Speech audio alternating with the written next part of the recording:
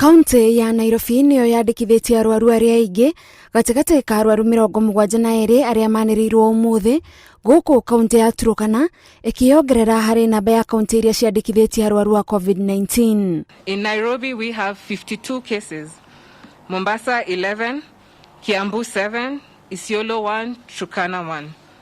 And Turkana now becomes the latest county to record a case. Kuongerereka kwa namba ici, Ministry ya Ugima wa Mwiri yugite ciagiriirwo ni gwikira Kenya mayu makunyitanira kuhingia mawatho maria maigitwo ni thirikari kuona nimo mateithiriirie na hanene kuhitireria murimu uyu gukinyeria riu. However, we do maintain that these measures are necessary for us to be able to effectively deal with this pandemic.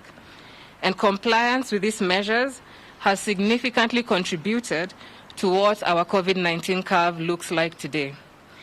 The situation could be different if we had not advocated and adhered to these measures.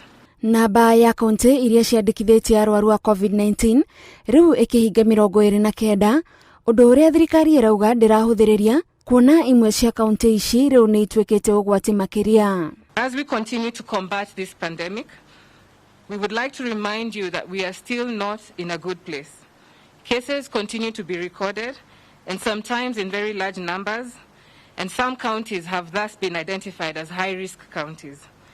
Numbers of infection in other counties may not be considered to be high risk, however they are still continuing to grow, and therefore we need to enhance our alert, and this should be a concern for all of us. Werutaniria wa madagitari aria mari muharini wa mbere gutungatira arwaru wa COVID-19 uthiete na mbere na guciara maciaro na namba ya Kenya aria matoretie murimu uyu irathie na mbere na kuongerereka. Today we are happy to inform you that we've discharged another 9 patients who've recovered from the disease, bringing a total of recoveries to 402.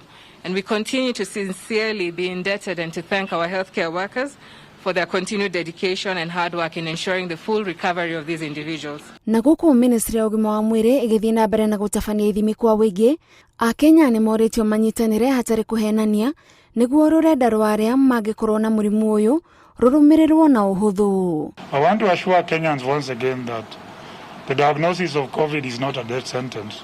Please support the healthcare workers to ensure that we are able to do contact tracing and we protect the rest of your family and other Kenyans. Andu 52 nio makwite guku bururi-ini ni undu wa murimu wa COVID-19.